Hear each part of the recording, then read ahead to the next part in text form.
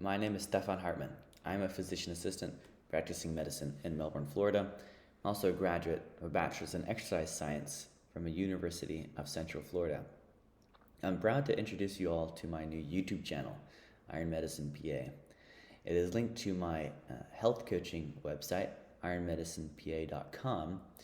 I want to just briefly introduce you to what I'm all about and what this channel is going to be about, and the iron medicine approach. So what is it? It's going to be integrating conventional medicine because I'm a conventionally trained PA, a physician assistant, also with a holistic and functional medicine approach. So utilizing exercise science, nutrition, and traditional bodybuilder modalities and supplementation to reverse the disease. I'm a bodybuilder myself, a tennis professional, so I understand from an athlete's perspective how to utilize these some approaches, but all of these can be applicable to the chronic disease patient, the diabetic, the high cholesterol patient. Many of these modalities that bodybuilders and athletes have been using are quite applicable to the chronic disease patients. That's not to say athletes and bodybuilders are healthy. Many of them that I know are not, but we can use the good and we can implement that into our modalities to help improve certain chronic diseases. Other things that we have to consider are advanced blood working, the latest in technology and literature, eliminating and reducing toxins, and a focus assessment on diet and lifestyle, because I believe that this is so critical to health, and adverse diet and lifestyle are implicated in chronic disease and dysmetabolism. And this isn't just my belief anymore. This is supported by The Lancet and new research coming available that the epidemic of worldwide metabolic dysfunction and autoimmune disease isn't just excess calorie consumption or sedentarism. There's a lot more going on here. And this whole channel is about bringing you all the literature that's describing what's going on in the world, how come we're getting sicker, and how can we stop it. Everyone's attention has been on the COVID-19. And one of the big things that is brought to our attention is how COVID illness is perhaps associated with lifestyle disease, so chronic disease such as diabetes and so forth. A study in China showed that 7,000 patients with uncontrolled glycemia, so glycemic variability, had an increased risk of death. So we saw that uncontrolled blood sugars or uncontrolled chronic illness is associated with COVID-19 mortality. And potentially we could control the outcomes of COVID-19 with lifestyle intervention, which is very empowering because currently there's not a whole lot of treatment available for COVID-19. So if we can make the right lifestyle choices and interventions, perhaps we could save lives from COVID-19 as well. So glycemic variability, we just discussed this in COVID-19.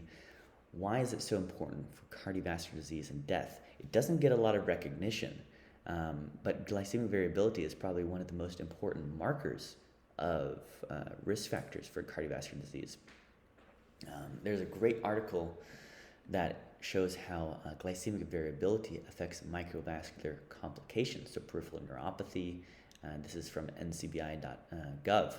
And I will always post the links to these slides in the show notes, and you can click and look at any of the source material for yourself and read the articles, which I highly suggest you do. But needless to say, glycemic variability is super important. Now, how do we track this? And let's look into how we can do this. So CGMs, continuous glucose monitors, are a way we can analyze in real time the blood sugar fluctuations you have throughout the day. And you can put these little applications on. They're little beetle-shaped objects. You can put it on your tricep, or you can put it on your abdominal fat tissue. And it has a little microfilament. And it'll track your blood sugar fluctuations throughout a 2-week period, or for however long you can make this thing stick on you. And that's probably one of the tricky parts, is making it stick, from what I've heard. But look at this interesting study here. This is the standard MyPyramid government mandated or advised food, what people should eat. And so this study that they put patients on, they did a diet consisting of 60% energy from carbohydrate, and we can say that pretty much correlates with what the food pyramid advises. 28% fat and 12% protein. The following day, these patients were asked to ingest this, and they tracked it. And see what happened here is that they had a massive spike in blood sugar after their morning blood sugar on a 60% carbohydrate diet. Many of you may not be familiar with millimoles per liter, but 5.5 millimoles per liter is equal to 100 milligrams per deciliter, which is one of the markers that we use in the US. So a fasting blood sugar below 100 or below 99 is indicated as normal glycemic, so not diabetic. If you're at a fasting blood sugar and you had it below 99, you were good for you.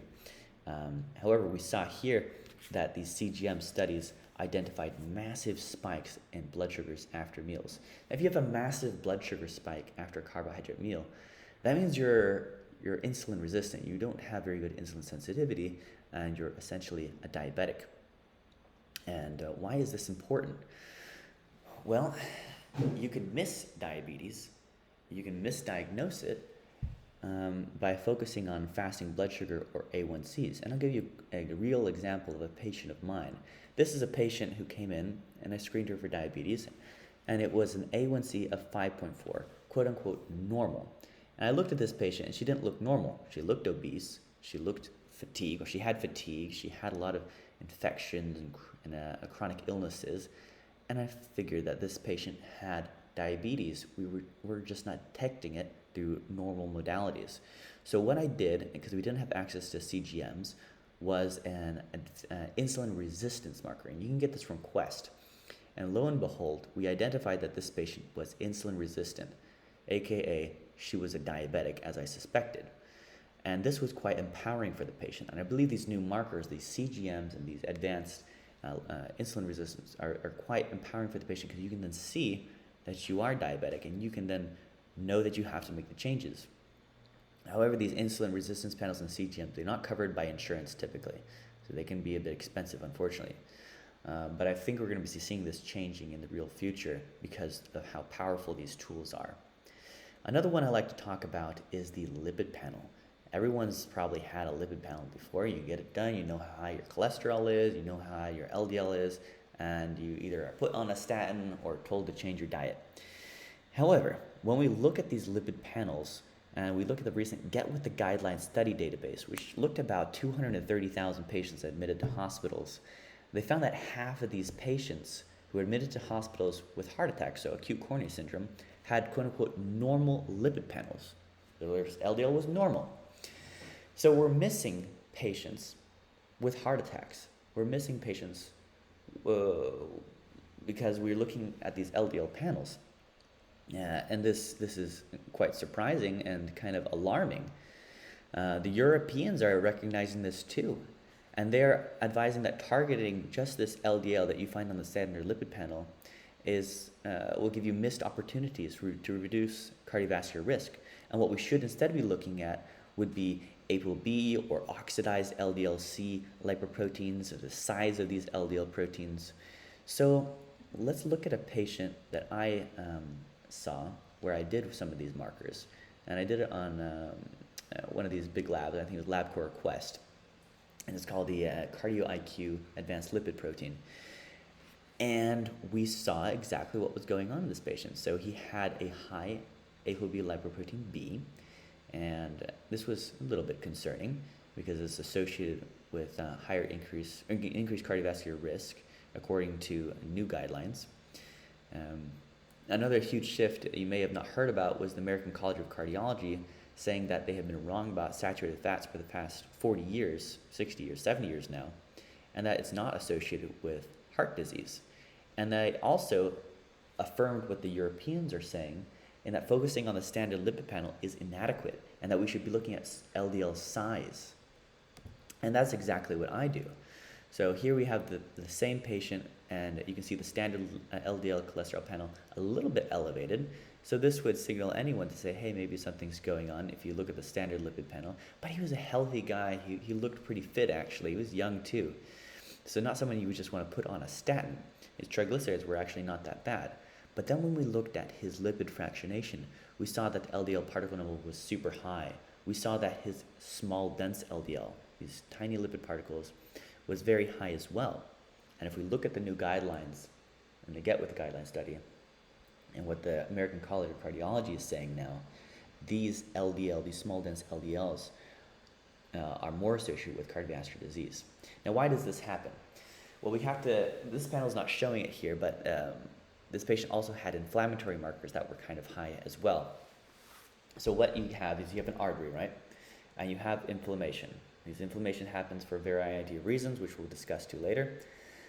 And then you have these small dense LDL particles. So you have a bit of damage in the arteries from inflammation. These LDL particles sit in there, and they form a clot, and a clot causes a heart attack. So this patient had a low number of HDL large, which would be the large fluffier ones, which potentially could be more protective against heart disease because they're less likely to sit in the arteries and cause a clot to form. So this patient was at risk, and I correctly identified him being at risk, and we made the necessary changes. Exercise science as it applies to diabetes, I'm a huge proponent of this. Back as a personal trainer, I worked for about a personal trainer before I was a PA for 1 year, and I saw in all my patients, or clients I should say, at that time they were clients, how they improved their obesity.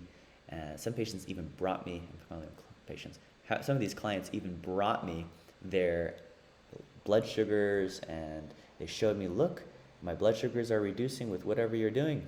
I'm like, great, we're making real changes.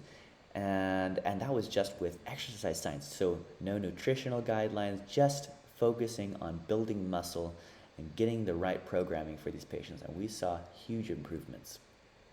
And this is supported by the literature as well. So anaerobic progressive resistance training on weight loss. So that's basically your standard, your bodybuilder, your traditional, the pushing weights is only for bodybuilders, meatheads in the gym. No, diabetics, elderly, everyone benefits from progressive resistance training, and the studies support this. Reduces resistance even from injury to falls in the elderly, improves insulin sensitivity and glycogen storage, so maybe you can have a carb sometime. And even improvements in pain. So patients with chronic pain, if they're put in a progressive resistance training program, they're going to improve their pain syndromes. So it has multiple applications, not just for weight loss and diabetes control. Now, if we add on diet, if we talk about diet, low carbohydrate, high fat diets or protein leveraging, we're seeing more and more how these are applicable to reversing diabetes and reversing chronic metabolic syndrome type diseases. More and more studies that we'll go into in these lectures I'm going to be giving on YouTube talk about how we can completely reverse diabetes with this. I'm an advocate of nutrient density, so of course we want to not just calorie restrict someone to make them lose weight. We want to focus on make sure they're getting the better nutrients, how they're getting all the vitamins they require. And yes, beef liver has an amazing amount of nutrients. It's basically a multivitamin, but a highly absorbable multivitamin, and no risk to it. Vitamin A toxicity is extremely rare. It happened once in Arctic explorers who ate polar bear liver. So you should consider that. Dietary carbohydrate restriction as the first line approach to diabetes management, a critical review. And this is from ScienceDirect.com. You can again click on any of the links and read this for yourself. Fascinating study where they identified that putting patients on a low glycemic index diet, so these cereals and grains that you buy in the store and it says low glycemic index, well, when you look at patients who are put on this diet, their triglycerides, which is a marker for heart disease traditionally, increased, which is completely counterintuitive. We've been told for about 50, 60 years that increasing saturated fats would increase your triglycerides and your cholesterol. And here they're proving that eating grains and cereals increased your triglycerides. It's absolutely fascinating. And we can see how a low carbohydrate diet improved your glucose as well. And the American Diabetes Association is a bit slow on uptake, but they did reverse their 2010 opinion that carbs should consist of 40 to 50% of the diet. They now do support very low carbohydrate diet, but oddly do not support this as first line as of yet. So maybe we'll see these guidelines update in the future, but the literature that I'm reading, the newest and up-to-date literature, is showing how we can control diabetes by lower carbohydrate diets. And important also to recognize is the omega-3 to omega-6 ratio. It's under-recognized, but increasingly studies are identifying higher omega-6s to be more associated with inflammation and potentially more associated with heart attacks and strokes and that sort of thing. Why is that? Well, as we discussed earlier, inflammation in the arteries causes damage to the arteries, and then we get small, dense lipid proteins sitting in there causing clots to form. So one of the things I like to talk about are these seed oils, these omega-6 oils, these canola oils, rapeseed oil, aka soybean oils, all these seed oils that we've been told are healthy for us for the past 6 years are in fact not. If we can look at the ratio here, safflower oil has a 74,615 milligram of omega-6 and 0 omega-3s. I guarantee you, if you go to the store and pick up a package, it will say safflower oil or canola oil or something of that sort. It's in all our processed foods. Every restaurant fries with these seed oils, and they are associated with inflammation and oxidation. From the British Medical Journal, the consumption of seed oils high in omega-6 polyunsaturated fats contributes to low-grade inflammation, oxidative stress, endothelial dysfunction, and atherosclerosis. Now we can even look at your olive oil, right? So Greeks have known this for 1,000 years. You put olive oil in a container that protects it from the sunlight and the heat. That's because it becomes toxic. It becomes less palatable if you put it out in the sunlight. What happens when you put a polyunsaturated fat like olive oil on the stove to fry with it? Well, it smokes immediately. You've probably seen it. You smell the bad smoke. You see it rising from the pan of olive oil. That's because olive oil has a very low smoke point. What happens when something is smoking? Well, it's oxidizing. So you're getting free radical formations. You're increasing the inflammatory properties of this oil. Now, all these refined oils, so canola oil, first of all, doesn't exist. It's rapeseed oil. Rapeseed oil was traditionally an engine lubricant. And that's another story of how we started eating engine lubricant. But it's highly processed. Rapeseed oil is highly processed in factories, hydrogenated, and turned into canola oil and marketed to the average consumer. It's highly toxic, and I would recommend avoiding it. So what can you expect from Iron Medicine PA? So I'm going to be trying to upload weekly videos on YouTube, going over many of these topics and more on longevity, reversing chronic disease, and much more you can expect. Online health coaching at ironmedicinepa.com. Well, I'll be the coach in your corner, guiding you to reverse chronic disease, getting you into the best shape you can possibly be in. And my continuous research of the literature. I'm open to new ideas and non-conventional modalities. This field is always changing. There's always new literature coming out. Epigenetics is becoming huge. These continuous glucose monitors are amazing. Heart rate variability is a new one coming online, and how this is associated with disease. So I'm always interested in the latest literature. If you find something, I'll read up onto it. I'll look at the study. I'll figure out if it's real. This is my website. You can find me, ironmedicinepa.com. Let's take back your health. Some of my principles, which we just kind of went over just now, and some of my programs. You can always, consult me. I'm open to new clients now, trying to get my name out there, and I just really want to help people with these modalities that I am very invested in. So I'll hope to talk to you all soon. Stay tuned for weekly videos, and that's all I have for you all today.